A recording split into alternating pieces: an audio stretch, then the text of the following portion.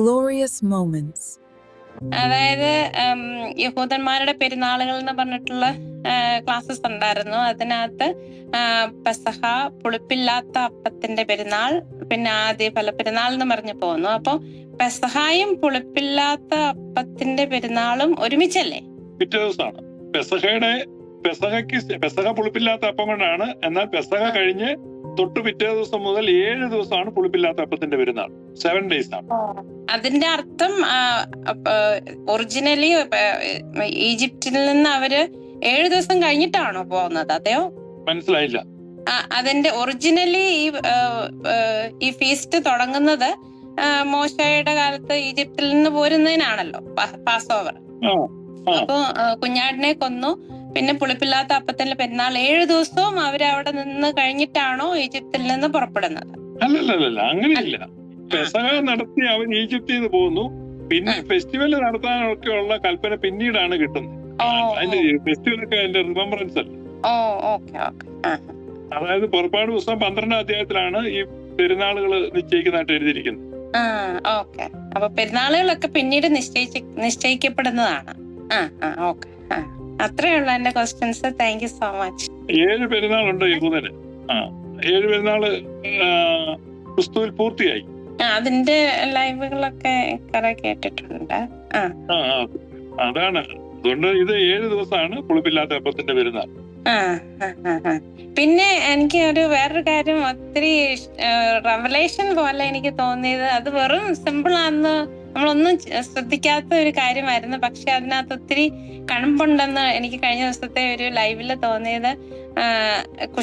നമ്മുടെ കർത്താവ് ഒത്തിരി രോഗസൗഖ്യങ്ങൾ കൊടുത്തു. അത് എന്തിനു വേണ്ടിയിട്ടായിരുന്നു എന്നുള്ളത് അത് ഒത്തിരി വലിയൊരു റെവലേഷൻ പോലെ എനിക്ക് തോന്നി. അത് ജസ്ലിൻ പറയുകയും ചെയ്തു. പക്ഷെ അത് വലിയൊരു കാര്യം. നമ്മളൊക്കെ വിചാരിക്കുന്നത് മുടന്തിനെ സൗഖ്യമാക്കിയതും അന്തിന് കാഴ്ച കൊടുത്തതും അത് അങ്ങനത്തെ കാര്യങ്ങളൊക്കെ കർത്താവിന്റെ ഒരു അത്ഭുത പ്രവൃത്തി. പക്ഷെ അത് എന്തിനു വേണ്ടിയിട്ടായിരുന്നു എന്നുള്ളത് ഒരു ഭയങ്കര ഒരു റെവലേഷൻ ആയിരുന്നു. എനിക്ക് അത്ഭുതം തോന്നി. അത്രയും വലിയൊരു കാര്യം. ആ പാട്ടും പാടി. അപ്പൊ ആ പാട്ട് കുർബാനയിൽ പാടുന്നതിന്റെ ഒരു അർത്ഥം ഇപ്പൊ ഒത്തിരി വലിയൊരു അർത്ഥവത്തായ മാതിരി എനിക്ക് തോന്നി. അതിനും ഒത്തിരി താങ്ക് യു. അത്രേ ഉള്ളൂ എന്റെ ഒരു questions. Thank you. My pleasure. Thank you. അടുത്ത NS Thomas. Pastor, good evening. ഞാന് ചെറിയൊരു കാര്യം, ബിബ്ലിക്കലായിട്ടുള്ളൊരു കാര്യം തന്നെയാണ്. അതായത് ലൂക്കായുടെ സുവിശേഷം 17ാം അധ്യായത്തിലെ 3-4 വാക്യങ്ങളില് നിന്റെ സഹോദരൻ, ഞാൻ POC ബൈബിളിൽ നിന്നാണ് വായിക്കുന്നത്, നിന്റെ സഹോദരൻ തെറ്റ് ചെയ്താൽ അവനെ ശാസിക്കുക, പശ്ചാത്തപിച്ചാൽ അവനോട് ക്ഷമിക്കുക. ദിവസത്തിൽ 7 പ്രാവശ്യം അവൻ നിനക്കെതിരെ പാപം ചെയ്യും, വീണ്ടും വന്നിട്ട് സോറി പറയുകയാണെങ്കിൽ 7 പ്രാവശ്യം തിരിച്ചു വന്ന് പശ്ചാത്തപിക്കുന്നു പറയുകയാണെങ്കിൽ അവനോട് ക്ഷമിക്കാൻ പറയുന്നു.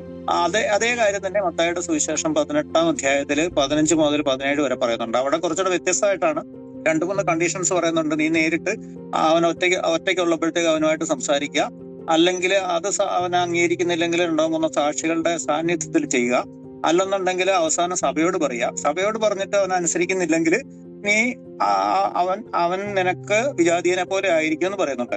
അതേസമയം മത്തായിയുടെ സുവിശേഷം അതേ അധ്യായത്തിൽ 18ാം അധ്യായത്തില് 21-22 വാക്യത്തില് ഈശോ പറയുന്നുണ്ട് പത്രോസിനോട് 7-70 പ്രാവശ്യം ക്ഷമിക്കാൻ. അപ്പൊ ഈ 2 സന്ദർഭങ്ങളിലും ഈശോ പറയുന്ന കാര്യത്തില് ഒരു കോൺട്രഡിക്ഷൻ പോലെ തോന്നുന്നുണ്ട്. അതിനെപ്പറ്റി ഒരു വ്യക്തത കിട്ടാൻ വേണ്ടിയായിരുന്നു. അത് കോൺട്രഡിക്ഷൻ ഇല്ല കേട്ടോ. അത് രണ്ട് ആസ്പെക്ട് ആണ്. ഒന്ന് നമ്മുടെ കമ്മ്യൂണിറ്റി ലൈഫുമായിട്ട് ബന്ധപ്പെട്ടാണ്. ഈ കമ്മ്യൂണിറ്റി ലൈഫ് ഇപ്പൊ നിങ്ങളിപ്പോ ഒരു സഹകരണ ബാങ്കിന്റെ സെക്രട്ടറി ആണ്.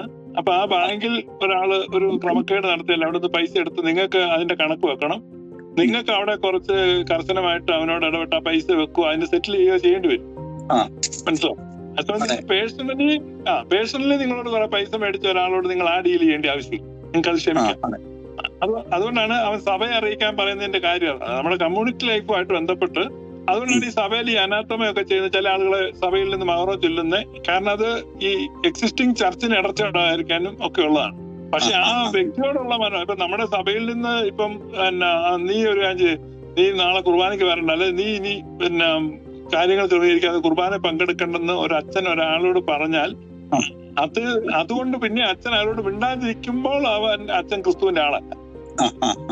എന്നാൽ അവനോടുള്ള സ്നേഹം വീണ്ടും തുടരുകയും ബന്ധത്തിൽ നിൽക്കുകയാണ്. പക്ഷെ ഇത് ആ ചർച്ചിനോടുള്ള ബന്ധത്തിലാണ്. ഈ രണ്ടായിട്ട് നമുക്ക് അതിനെ കാണാൻ പറ്റണേ. കാരണം അത് പൊതുവിന്റെ ഒരു കോസ് ഓഫ് ഓൾ ആണ്. അത് മറ്റുള്ളവർക്ക് വേണ്ടിയുള്ള കാര്യം. അതുകൊണ്ടാണ് ഈ സഭയെ അറിയിക്കുക, എന്നിട്ട് പിന്നെ അവനെ ഇത് ചെയ്യുക. പക്ഷെ പേഴ്സണലി എൻലെസ് ലവ് കാണിക്കണം നമ്മൾ വ്യക്തിപരമായിട്ട്. അത് കർത്താവ് ഇവനെ കുടുക്കി വെച്ചിരിക്കുന്നതാണ്. അതായത് നമ്മൾ പേഴ്സണലി എൻലെസ് ലവ് കാണിക്കുമ്പം മിക്കവാറും കേസിൽ നമ്മള് ഈ റിപ്പോർട്ട് ചെയ്യാനും വഴക്കുണ്ടാക്കാനും പോകത്തില്ല. ഒന്നൊരു കാനോൻ പറഞ്ഞിരിക്കുന്നതാണ്, മനസ്സിലായോ? മറ്റേത് വ്യക്തിപരമായിട്ട് നമ്മൾ കാണിക്കേണ്ട സ്നേഹമാണ്. അപ്പൊ അതുകൊണ്ട് അത് പരസ്പര പൂരകമാണ്, പരസ്പര വിരുദ്ധമല്ല. നിങ്ങളുടെ സംശയം ന്യായമാണ്. അങ്ങനെ ഒറ്റയടിക്ക് വായിക്കും ഇത് രണ്ടും ഓപ്പോസിറ്റ് ആയിട്ട് തന്നെ കിടക്കുന്നു. തോന്നുന്നുണ്ട് അതാണ്. അത് ഒരേ അധ്യായത്തിൽ തന്നെ അടുത്തടുത്ത് തന്നെ കിടക്കുന്നുണ്ട്. അപ്പൊ ഒരു സംശയം. പിന്നെ നമ്മള് സഭാ ചരിത്ര സംബന്ധമായ ഒരു കാര്യം ചോദിക്കാൻ വേണ്ടിയാണ്. ഈ ഇഗ്നേഷ്യസ് ഓഫ് അന്ത്യോക്യ തന്നെയല്ലേ ഇഗ്നാത്യോസ് നൂറോനോ? അതെ, ഒരേ ആള്. ഇദ്ദേഹം തന്നെയാണല്ലോ ഈ കാതോലിക്കം എന്നുള്ള വാക്ക് ആദ്യമായിട്ട് ഉപയോഗിക്കുന്നത്. അതെ അതെ. ഞങ്ങൾക്ക് പഠിക്കാൻ കിട്ടിയ ഒരു പുസ്തകത്തില് നിക്കാ സൂനോദോസുമായിട്ട് നിക്കാ വിശ്വാസ പ്രമാണമായിട്ട് ബന്ധപ്പെട്ട ഒരു പുസ്തകം ഞങ്ങൾക്ക് കിട്ടിയതാണ്. അപ്പൊ അതിലിങ്ങനെ പറഞ്ഞിട്ടുണ്ട്, കാതോലിക്കം എന്നാൽ സാർവത്രികം എന്നർത്ഥം. അത് ഇദ്ദേഹത്തിന്റെ ഒരു കൊട്ടേഷൻ ആയിട്ടാണ് പറയുന്നത്, ഇഗ്നേഷ്യസ് ഓഫ് അന്ത്യോക്യയുടെ. അത് കത്തോലിക്ക സഭയുടെ മതബോധന ഗ്രന്ഥം 830 പറയുന്നുണ്ട്, CCC 830. അതിന്റെ ഒരു കൊട്ടേഷൻ ആയിട്ടാണ് പറയുന്നത്, കാതോലികം എന്നാൽ സാർവത്രികം എന്നർത്ഥം. മിശിഹ സഭയിൽ സന്നിഹിതനായിരിക്കുകയാൽ സഭ കാതോലികമാണ്. ഈശോ മിശിഹ എവിടെ സന്നിഹിതനാണോ അവിടെയാണ് കത്തോലിക്ക സഭ. അവിടെ ഈ കത്തോലിക്ക സഭ എന്ന് ഉദ്ദേശിക്കുന്നത് ഇപ്പൊ നിലവിൽ നമ്മൾ കാത്തലിക് ചർച്ച് എന്ന് പറയുന്ന ആ ഒരു ആശയത്തിലാണ് അവർ എഴുതിയിരിക്കുന്നത്. പക്ഷെ എന്റെ സംശയം എന്താ വെച്ചാല്, യഥാർത്ഥത്തില് കോൺസ്റ്റന്റൈൻ ചക്രവർത്തി വന്നതിന് ശേഷമാണല്ലോ ഈ റോമിന്റെ സഭയ്ക്ക്, സത്യസന്ധമായിട്ട് പറഞ്ഞാൽ റോമിലെ സഭയ്ക്ക് ഒരു പേപ്പസി ഒക്കെ ലഭ്യമാകുന്നത്. അതിനു മുമ്പ് പ്രാദേശികമായിട്ടുള്ള സഭകള് അലക്സാണ്ട്രിയ, അന്ത്യോക്യ, റോമ, കോൺസ്റ്റന്റൈനോപ്പിൾ അങ്ങനെയുള്ള സഭകളായിരുന്നില്ലേ ഇൻഡിവിജ്വലായിട്ട് വ്യത്യസ്തമായിട്ട് എങ്ങനെ വളർന്നു വന്നത്. അപ്പോ അവിടെ അപ്പൊ ഈ കത്തോലിക്ക സഭ തന്നെയാണോ സാർവത്രിക സഭ? പിന്നെ അല്ലെങ്കിൽ യഥാർത്ഥത്തില് മറ്റുള്ള സഭ, അതായത് കർത്താവ് ഈ എല്ലാ വ്യത്യസ്തമായിട്ടുള്ള സഭകളെല്ലാം കാണുന്ന ഒന്നായിട്ട് തന്നെയാണല്ലോ കർത്താവിന്റെ ശരീരത്തിന് സഭ എന്ന് പറഞ്ഞാൽ. അതെ, നമ്മളിപ്പം ഫ്രിഡ്ജിൽ നിന്ന് വെള്ളം എടുക്കാൻ പറയത്തില്ലേ? ഈ ഫ്രിഡ്ജ് എന്ന് പറഞ്ഞു കഴിഞ്ഞാൽ ഒരു ബ്രാൻഡ് നെയിമാണ്. സത്യത്തിൽ അതിന്റെ പേര് റെഫ്രിജറേറ്റർ എന്നാണ്. ഈ റെഫ്രിജറേറ്റർ എന്നുള്ള ആരും പറയാറില്ല, ഞാൻ കേട്ടിട്ടില്ല ഇന്നുവരെ. റെഫ്രിജറേറ്റർ വെള്ളം എടുക്കാൻ ആരും പറയുന്നില്ല. ഫ്രിഡ്ജ് എന്നുള്ളത് ബ്രാൻഡ് നെയിമാണ്. അപ്പൊ സത്യത്തില് എന്റെ ചെറുപ്പത്തിൽ ഞാൻ ഫ്രിഡ്ജ് കണ്ടിട്ടുണ്ട്, പിന്നെ ഞാൻ ഫ്രിഡ്ജ് കണ്ടിട്ടേ ഇല്ല. പിന്നെ എല്ലാം കെൽവിനേറ്റർ അങ്ങനെയൊക്കെ ഉള്ള ഓരോ കമ്പനിയുടേതാണ് ഫ്രിഡ്ജിന്റെ റെഫ്രിജറേറ്റർ. അപ്പൊ അതുപോലെ ഈ കാത്തലിക് എന്നുള്ളത് ഇപ്പൊ റോമിലെ സഭ ബ്രാൻഡാക്കി മാറ്റിയതാണ്. അതുകൊണ്ട് യൂണിവേഴ്സ് എന്നുള്ള ഇക്വലന്റ് പദം വരുമ്പം അതിന് ഇറ്റ് മേക്ക് മോർ സെൻസ്. മനസ്സിലായി? ആക്ച്വലി അപ്പം യാക്കോബായ സഭയുടെ വിശ്വാസ പ്രമാണത്തിൽ യാക്കോബക്കാരും ഞങ്ങൾ കാതോലികവും ശ്ലൈകികവുമായ വിശ്വസിക്കുന്നു എന്ന് പറയുമ്പോ അത് റോമൻ കത്തോലിക്ക സഭ എന്നതിന് അർത്ഥമില്ല. അതായത് നിക്കാ സൂനോദോസ് ഏറ്റു പറയുന്ന എല്ലാവരും സാർവത്രിക അല്ലെങ്കിൽ കാതോലികം എന്ന വാക്ക് ഉപയോഗിക്കുന്നുണ്ട്. പക്ഷെ കത്തോലിക്ക സഭ, റോമൻ കത്തോലിക്ക സഭ അവരുടേത് മാത്രമാണ് ഈശോ സന്നിഹിതനായിരിക്കുന്ന സഭ എന്ന് പറയുന്നു. അപ്പൊ അവിടെ ഒരു ആശയക്കുഴപ്പം. എനിക്കത് അംഗീകരിക്കാൻ, വ്യക്തിപരമായിട്ട് അംഗീകരിക്കാൻ കഴിയുന്നില്ല. അങ്ങനെ അത് കത്തോലിക്ക സഭയ്ക്ക് പണ്ടുണ്ടായിരുന്ന നിലപാട്. ഇപ്പൊ കത്തോലിക്ക സഭയ്ക്ക് അങ്ങനെ ഒരു നിലപാടില്ല. സഭയ്ക്ക് പുറത്ത് രക്ഷയില്ലെന്നായിരുന്നു മുൻ നിലപാട്. ഇപ്പൊ അങ്ങനെയല്ല, സഭയ്ക്ക് പുറത്ത് രക്ഷയുണ്ടെന്നാണ്. പിന്നെ ഈ കത്തോലിക്ക സഭയായിട്ട് ഇപ്പൊ യാക്കോബ സഭയൊക്കെ ഈ റോമൻ കത്തോലിക്ക സഭയായിട്ട് കമ്മ്യൂണിയനിലാണ്. ഇപ്പൊ കമ്മ്യൂണിയൻ നിൽക്കുന്ന സഭ ഇപ്പൊ യാക്കോബ പള്ളി വേണേ ഒരു കത്തോലിക്കന് പോയി കുർബാന സ്വീകരിക്കാം. ഒരു യാക്കോബക്കാരന് വേണേ കത്തോലിക്ക പള്ളിയിലും കുർബാന സ്വീകരിക്കാം. അപ്പം ആ ഒരർത്ഥത്തിൽ കാതോലികമായ സഭയാണ് ഇത് രണ്ടും ഒരു കമ്മ്യൂണിയനിലാണ് നിൽക്കുന്നത്. ബാക്കി സഭകളുമായിട്ടും അവർ ചർച്ചയൊക്കെ നടത്തുന്നുണ്ട്. അങ്ങനെ ഒരു ഇടയനും ഒരു തൊഴുത്തും എന്നുള്ള ഒരു കോൺസെപ്റ്റിലേക്ക് എത്തുമായിരിക്കും. അതിനാണ് എല്ലാവരും ഹോപ്പ് ചെയ്യുന്നത്. പക്ഷെ നിങ്ങൾ പറഞ്ഞത് ശരിയാണ്, കാതോലിക്കം എന്നതിന്റെ അർത്ഥം യൂണിവേഴ്സൽ എന്നേ ഉള്ളൂ. അപ്പൊ യഥാർത്ഥത്തില് പല സഭകളുണ്ടെങ്കിലും അത് മനുഷ്യൻ ഉണ്ടാക്കിയതല്ലേ വ്യത്യസ്തമായിട്ടുള്ള സഭകൾ. അതുകൊണ്ട് കർത്താവിനെ സംബന്ധിച്ചിടത്തോളം ഒരു സഭ തന്നെയല്ലേ ഉണ്ടാവുള്ളൂ. അല്ലെ കർത്താവ് ഈ സഭകളെല്ലാം ഒന്നായിട്ടല്ലേ കണക്കാക്കുന്നത്, ഒന്നായിട്ട് തന്നെയല്ലേ കരുതുന്നത്. അങ്ങനെ വേണം മനസ്സിലാക്കാൻ. Okay, thank you.